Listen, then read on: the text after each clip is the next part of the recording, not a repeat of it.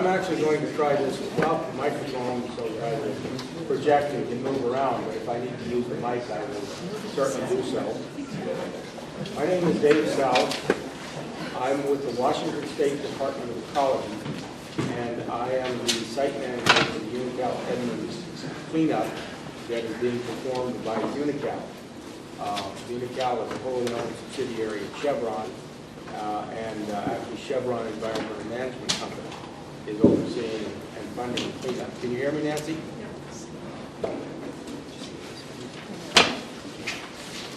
How's this? That's better.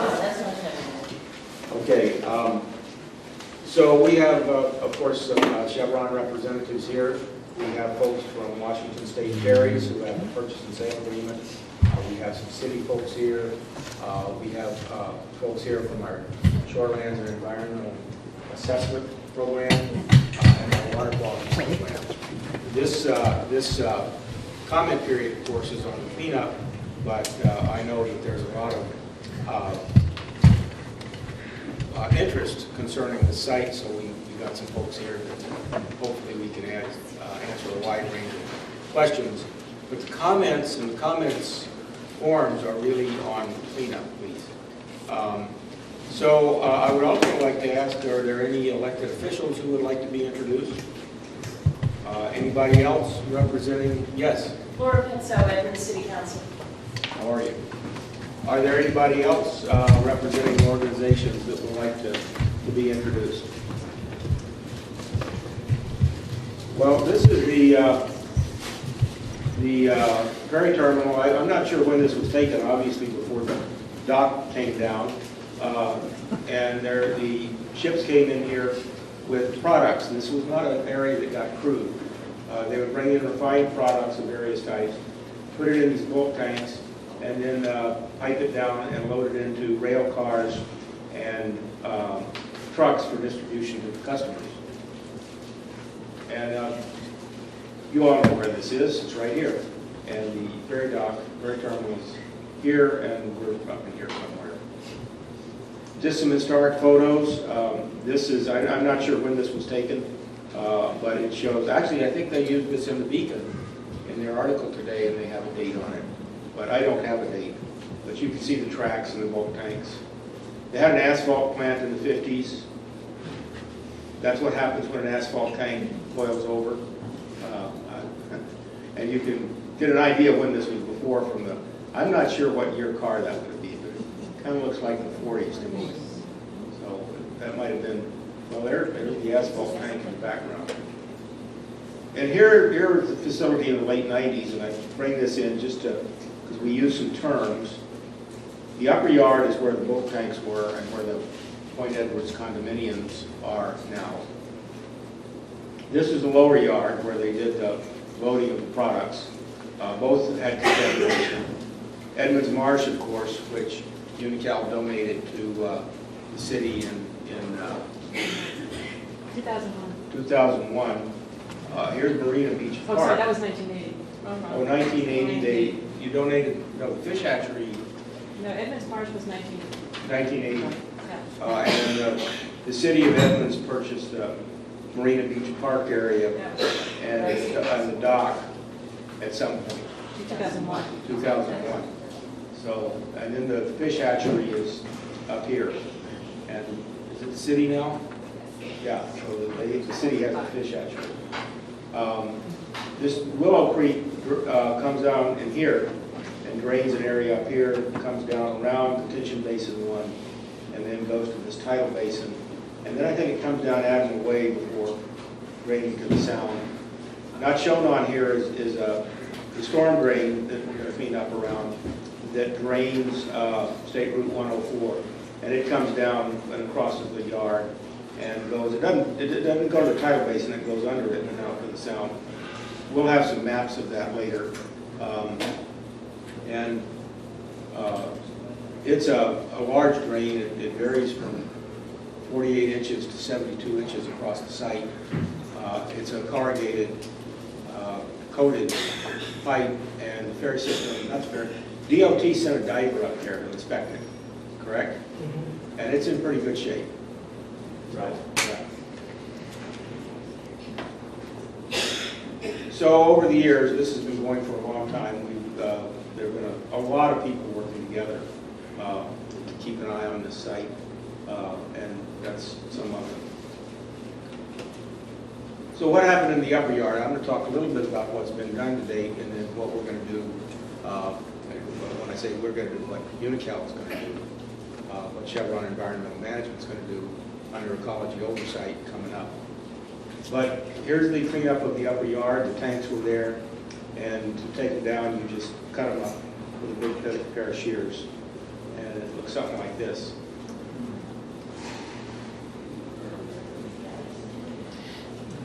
And then you just roll them up and stick them in a truck and haul them off to the scrap yard. And I think they were recycled. And of course, then you're left with some contaminated soil. And so you get a backhoe and dig it all up and sample to make sure you're getting what you thought you should get. And then condominiums were built in, I guess, the 2007 timeframe. And the lower yard we started in on about the early 2000s too. I don't have all the dates in my head, but they're in the documents. And oil was removed from the water table. There was some floating product, as it's called, and that's this dark material. This is a little dim because the room is so bright, but here's a backhoe excavating contaminated soil. This is a beautiful picture, by the way. Stockpile, this is steam. Some of the contaminated soil was sent off site to be steam cleaned to below standard and then reused on site so that it wasn't just sent off to a landfill. And then it was backfilled and compacted. This is a rather interesting looking thing. It's called a sheep's foot roller. It's a cylinder with these feet on it that's dragged around behind some kind of bulldozer or tractor to compact the soil. And they're used for silky soil. And they're called a sheep's foot roller after the way the Romans used to compact their road with sheep. So these are widely used for silty and clay soils. Detention Basin 1 was a fairly large detention basin. It had off-specification asphalt in it. That was all dug out. And the stakes represent sample locations. So there's a lot of sampling that goes on with this. And earlier, when I was running through this, somebody said, gee, that looks kind of contaminated. It might, but it's not. It's actually just kind of dark clay. And you don't see any oil floating on the water. You see some scum. But these are all sample sites that where soil samples were taken after excavation. So after the excavations, compliance sampling is always done to make sure you've reached the limit of that you needed to reach. Another thing that was on site was sandblast grit. They used sandblast pipes to clean them and reclean them and that kind of thing. A great deal of the sandblast grit used around western Washington and around the Seattle area came from the Tacoma smelter slag, I believe, and so it had a little arsenic in it, as well as probably some other metals. So when we find it, we get it cleaned up too. The sediments below the outfalls of the detention basin had some contamination. Willow Creek had sediment samples taken up and down it. There actually aren't any standards, chemical standards for petroleum in sediment, at least in freshwater sediment. So what you end up doing are things called bioassays, where you collect some of the sediment and you test it in the lab on organisms to see the growth and effect of mortality on the growth and mortality of the organisms. So that was done to define the area of Willow Creek that needed to be cleaned up. And cofferdams were built to section off the creek that needed to be cleaned up. The fish were removed and relocated to Edmonds Marsh. This is all, by the way, done under a permit issued by the Corps, right? Army Corps of Engineers, the Department of Fish and Wildlife, and Department of Ecology. Yeah, so Fish and Wildlife, Corps of Engineers, and a different department, a different part of ecology, I believe, the cleanup, issues permits to do this work. So the contaminated sediment was taken out, and the clean sediment was put back in, and the creek was restored. And the course, when you do all this, you produce contaminated water, and that water is treated and discharged back into Willow Creek through a treatment system. So this is just a picture of the treatment system showing at least the granulated activated carbon filters. But this is done under National Pollutant NPDES, Discharge Elimination System permit. And it's an NPDES permit. And any discharge of the waters of the state from industry or these cleanup sites need an NPDES permit that's issued by our water quality program. And if you have questions, we have Gene Tran with our water quality program here tonight. We also have representatives from our shorelands program. So there was a lot of digging done. As it indicated, all of this area has been dug out. But when this area was dug out around here, samples were taken and it was thought that the limit of contamination had been reached. But there was apparently some contamination still under Detention Basin 1. And there was enough digging that it changed and we started seeing contamination in one well here. In addition, these were actions to get most of it out. And in this excavation, we weren't prepared, or Unocal wasn't prepared, and we didn't think of talking about it, by we I mean Ecology, to get up close and personal with the storm drain here. And this is the Point Edmonds storm drain. So these two areas are left to clean up, and this one is going to be excavated, and this one's going to be handled in place, and I'll talk about that a little bit more. But once all this was done, oh, here we are. Oh, and I've got this fancy animation. This is going to be excavated. The limits of the excavation that we think are going to be needed are shown in the documents. But it'll be dug out and sampled to make sure we got it all. The sampling will be on 25-foot centers. Here, there's going to be a series of wells installed. They're called dual-phase extraction wells. The dual phases being water and vapor. And they will be dewatered to lower the water table, and the water will be produced and treated through a treatment system under permit before discharge. And a vacuum will be applied to these wells to draw out the vapors, which will be go through a treatment system permitted by the Puget Sound Clean Air Agency prior to discharge. So all of these discharges will be clean and under the permits that are issued. Oh, so there you go. And that's going to take a bit longer because it takes longer to evaporate all this stuff. Yes, of course. Well, it ultimately draws the contamination out of the soil. The water will have some contamination potentially in it, but a lot of the contamination is really trapped in the soil pore space. And the vacuum draws air through it to evaporate it. So it will be evaporated and drawn out of these wells, and the wells will not be open to the atmosphere. They will have piping going from them to a treatment system that will then extract the contaminants from the vapors, probably, I'm guessing again, on a granulated activated charcoal filter. The vapors, yeah, the vapors will all be treated with a catalytic oxidizer, so much like your car engine. So when it pulls the vapor from the petroleum in the soil through, it combusts it just like your engine does, and it treats it that way through destruction.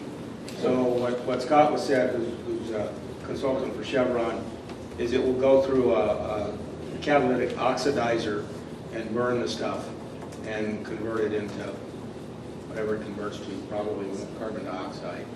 But it will be a clean discharge with respect to the Puget Sound Clean Air Agency standards. Anything else on that? So groundwater. Groundwater has been monitored by Unocal out here on a quarterly basis for many years. Most of the wells are clean. That's the wells here in green. The wells that are still need to be addressed is this one right here in the area of the detention basin, and these two in the area of the storm drain. And so that's what we'll be doing. But you can see how well this excavation has cleaned up the water here. We just have these two areas left that need to be addressed, and that's going to be the purpose of this action. And as I said, Washington State Ferries, or the Department of Transportation, I'm not sure, but they have a purchase and sale agreement to purchase the site. And the original thought was they would move the ferry dock over there. This was in 2007 or 2006. And then, of course, the economic downturn of 2008 meant there weren't funds. And I understand there's a lot of discussion about how to deal with the train traffic and the at-grade crossing to get into the ferry. And I'm sure there are people who know more about that here than I do.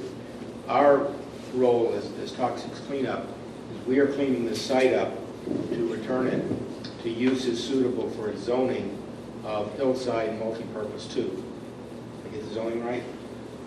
So that's, we're trying to get this ready to go back into that kind of mixed-use commercial. That particular zoning does not allow residential on the ground floor. So that's what we're cleaning the site up to come to. And so we. I have a question about Yes. the storm drain. Yes. Where's that water coming from? And is that continuing to be contaminated, and will that continue to be a problem? Well, that water is coming as stormwater runoff from State Route 104. So we haven't seen, because of the storm drain inspection, we don't think there's any contamination from Unocal Edmonds getting into that storm drain. We want to clean up around it because time passes and you don't know what will happen. But right now, we haven't seen contamination from Unocal Edmonds getting into that storm drain. Any comment on that, Kojo? The storm drain, when we did inspection, we discovered that it's not corroded or broken. There's no exchange of water between the outside and the inside, so it's in good shape. So it's a closed drainage system that take water from State Route 104 and just go through the property. So it's not interacting with the water or the contamination on the site.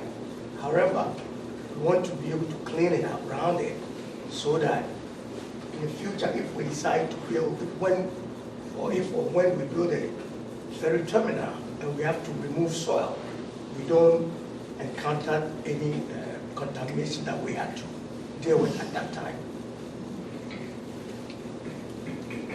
Did that answer your question? Yeah, I just wondered if it's still causing a problem, the contamination from 104 then. No, it's not contaminated, it's just a rain. Well,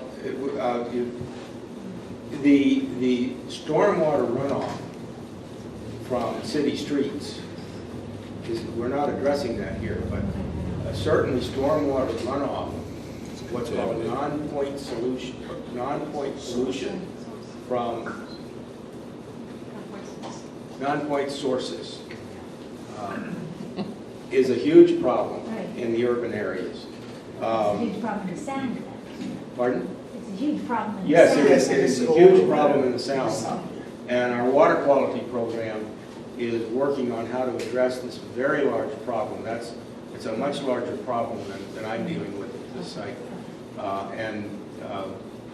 You can, I don't know how much Gene deals with this particular problem, but you can, let me get through this, and then if we want to talk to Gene about that a little bit, she can probably tell you a little more about it.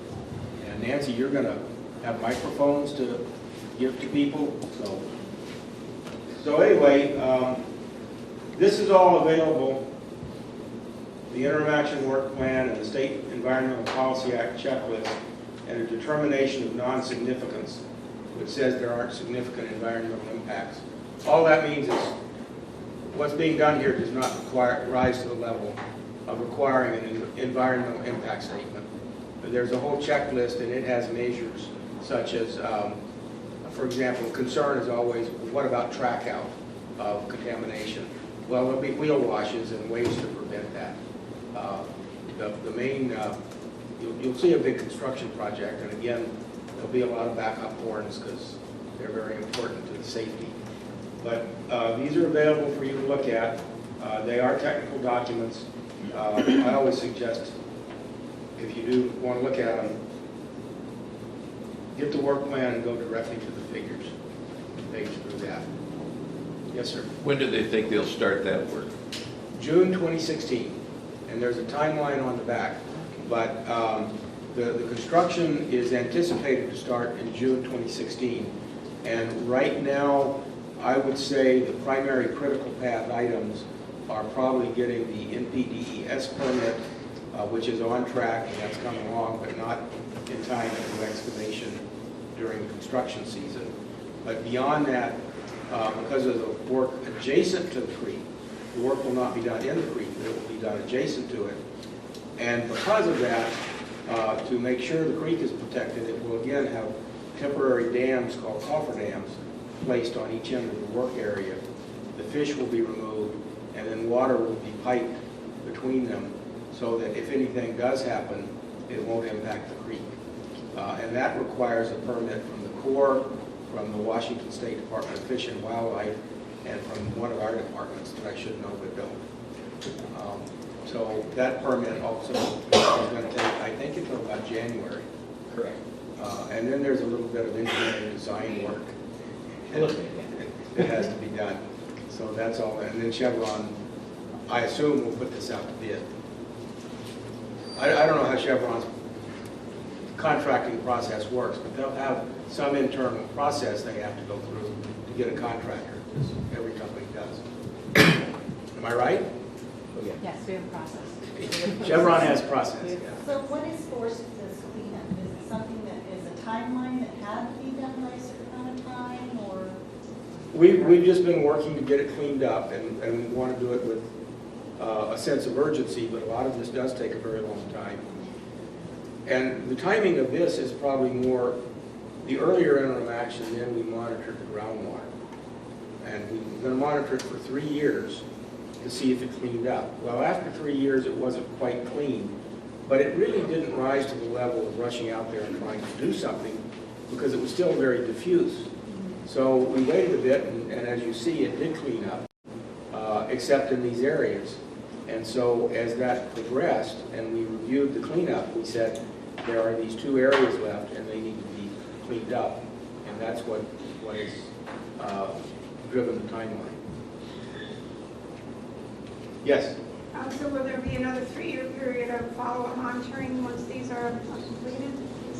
There will be a period of follow-up monitoring. We haven't really talked about the timing yet, but once Chevron, you want me to say Chevron or you? Sure. Once Chevron believes that it's clean, the digging out, they'll take samples and we'll know before the excavations are backfilled around DB2.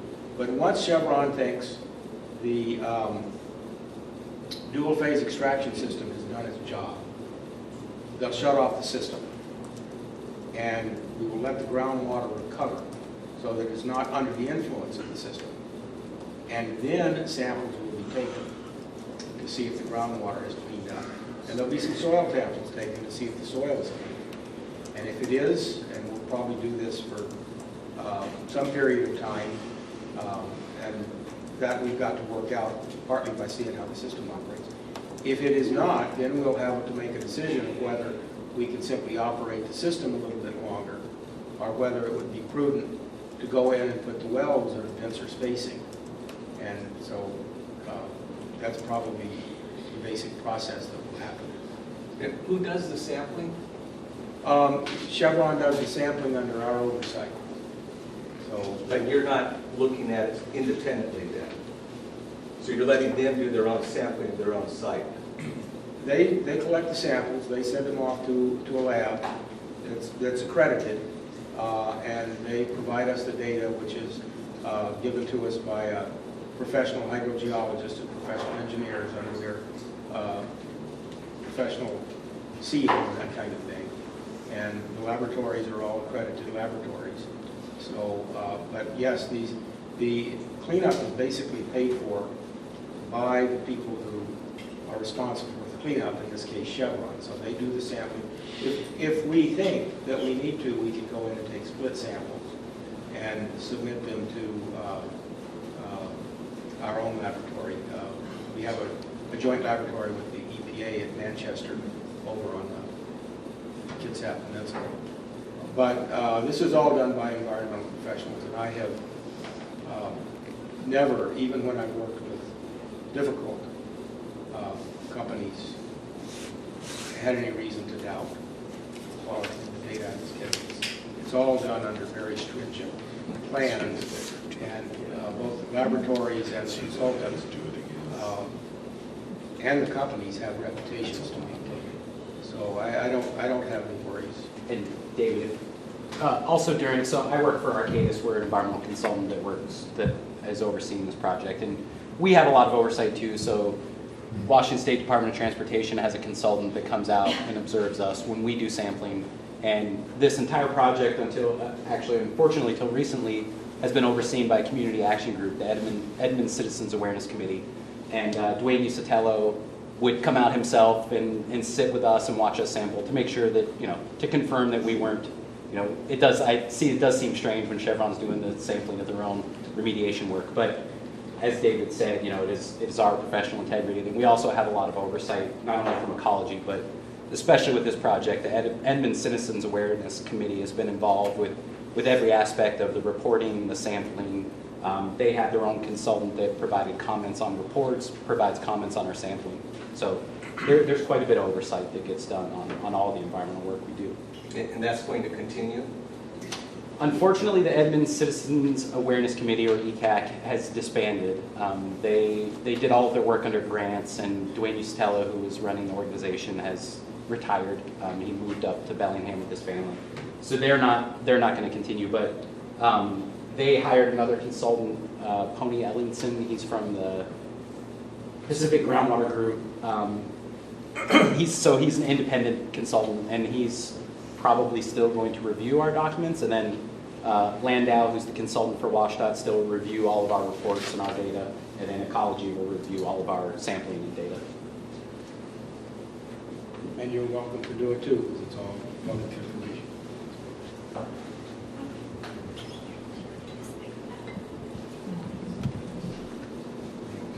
So, their information signs, we have a website, Ecology has a website, and Unocal has a website that you can access, and the Unocal website should have a link to us, and we should have a link to theirs, do we not, Nancy? On ours somewhere. And if there are interests, they'll be mailing the key points. We at Ecology are always ready to come out and talk to a group if we're invited. So questions? Well, we've gotten there already. Yes, sir. So how was the area of cleanup determined? I'm curious because Unocal owned the Marsh in the early years. And so why was the area of the cleanup defined just as the current day of operations and not the entire Marsh area? Well, when these things are started, there's a whole record review of where operations took place and where things could be contaminated. And then there are borings put in and wells put in to get a feel and an approximation of where the contamination would be. Unocal would not have operated out in the marsh because you can't really operate on that surface.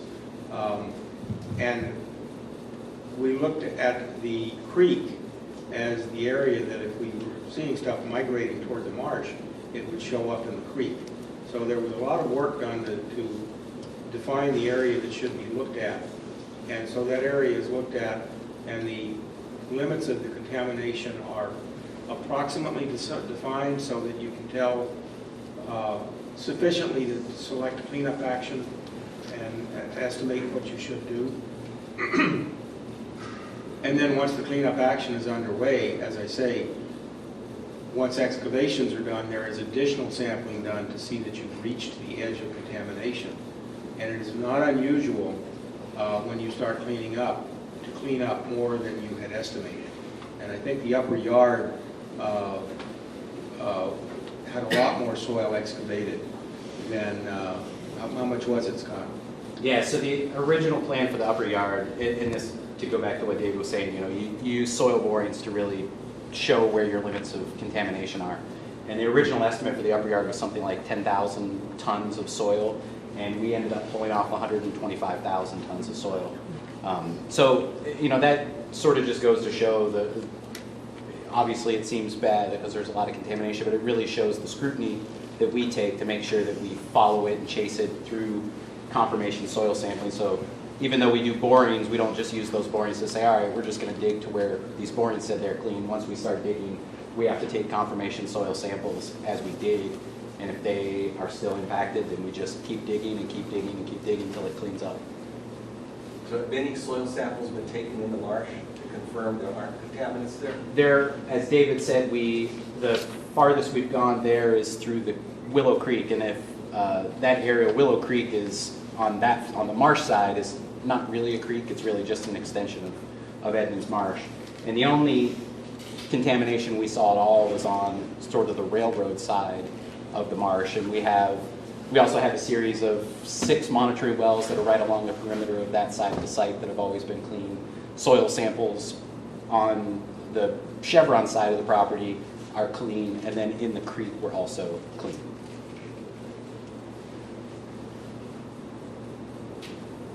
Yes. I want to go back to a picture that showed. Oh, I just want to go back to a picture that showed where that single well is that you're going to be excavating around, because I want to see where it was vis-a-vis the pond that's right there. This well? Is that the one? Where's that pond? Is it right next to it there? The detention basin 2? That's right here. That pond. Will that be affected by this action? That's coming out. Yeah, so that pond where we're going to be excavating is a lined pond that was installed to manage stormwater during the facility, and that will be removed. So there's a liner, and we're going to remove that liner, remove that pond. The large detention pond number 1, which is the bigger pond, will not be disturbed. But remember, okay. this has all been dug out. Yeah. That was a few. Okay, I just want to know, because we have a lot of nesting waterfowl in those ponds. I don't think you're going to find too many in DB2. Okay, that's what I wanted to know. DB1 is a pretty nice area for waterfowl now. Yeah, there's a lot of nesting gadwalls and some of the other ducks that are there, yeah. Yeah, no, this is a nice area, but this has got a polyethylene sheeting liner. It's not duck nest friendly. Yeah, it's not a natural feature, yeah. Yeah. Okay, thank you.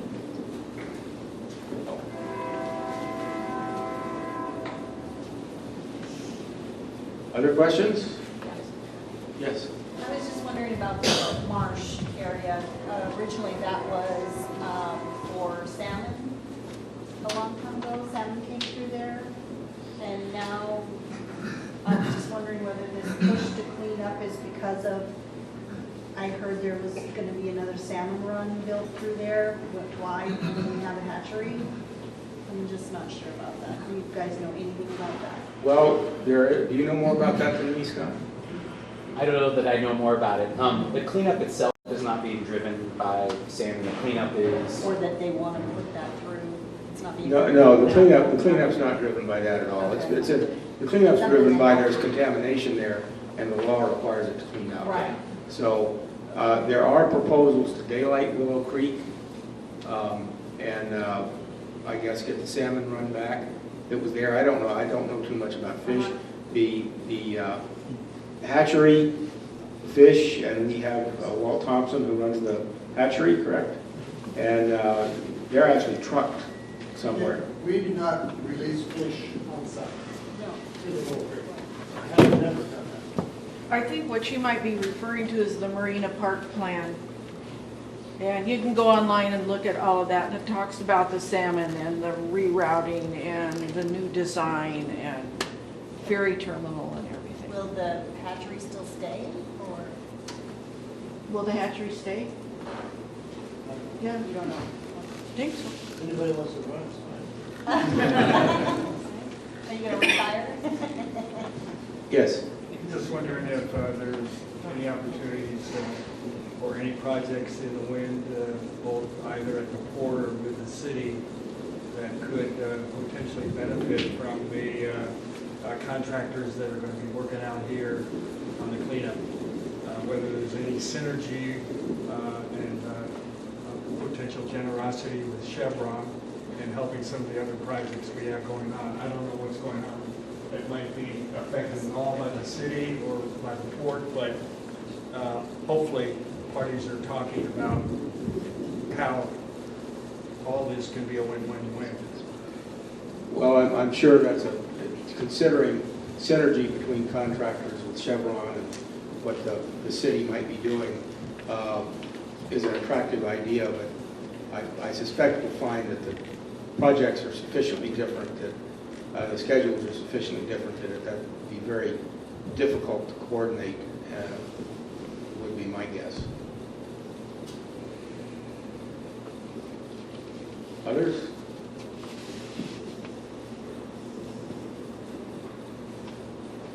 Well, you can't leave without taking a cookie or two. So, but this, I guess, concludes the presentation and Q&A. And you're welcome to look at the exhibits a little bit more or chat with people. As I say, we have representatives from Shorelands, Paul Anderson, the city, Eugene Tran, is going to talk water quality.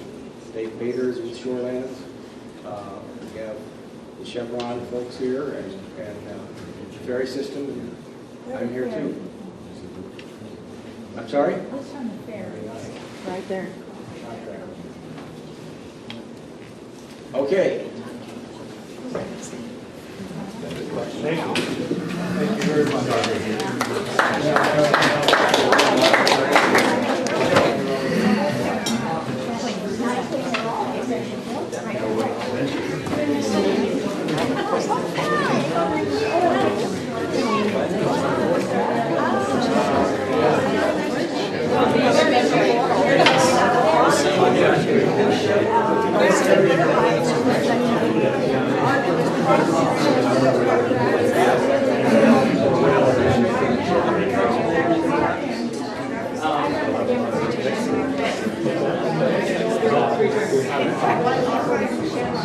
Well,